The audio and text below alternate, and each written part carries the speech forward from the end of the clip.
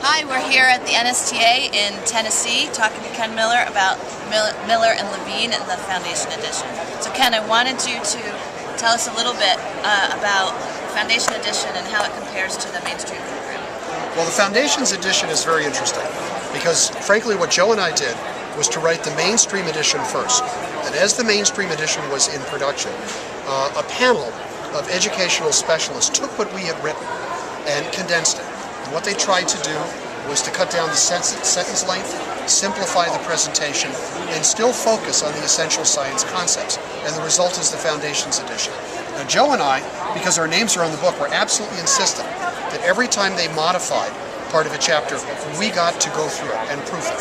Because one of the things that I worried about is when you simplify things, occasionally you introduce errors. There are errors of oversimplification. And in the first drafts, we found quite a few.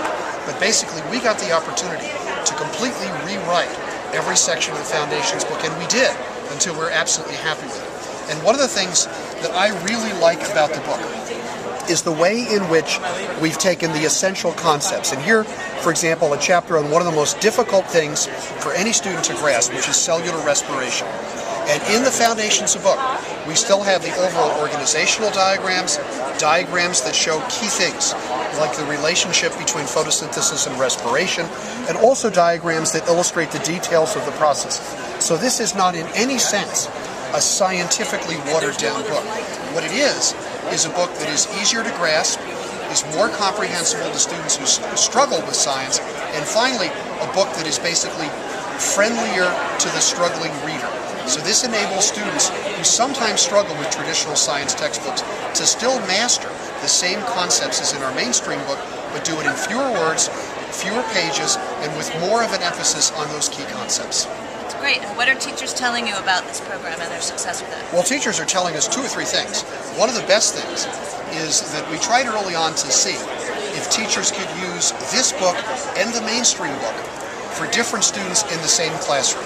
And I was a little skeptical that this might actually work, given the dynamics of 14 and 15-year-old kids. But as it turns out, all the teachers who did this absolutely loved it.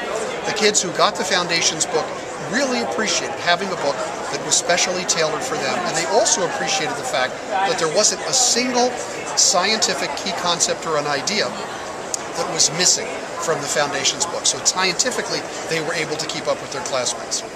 There are some school systems that have adopted the Foundation's book as their standard book because they think it's more suited to their students. And our results from those classrooms and those school systems have also been very, very positive. So this was, frankly, an experiment. This was something we wanted to try to see if it worked, and so far, all the results are overwhelmingly successful, and we're very happy with this experiment. Thanks, Ken.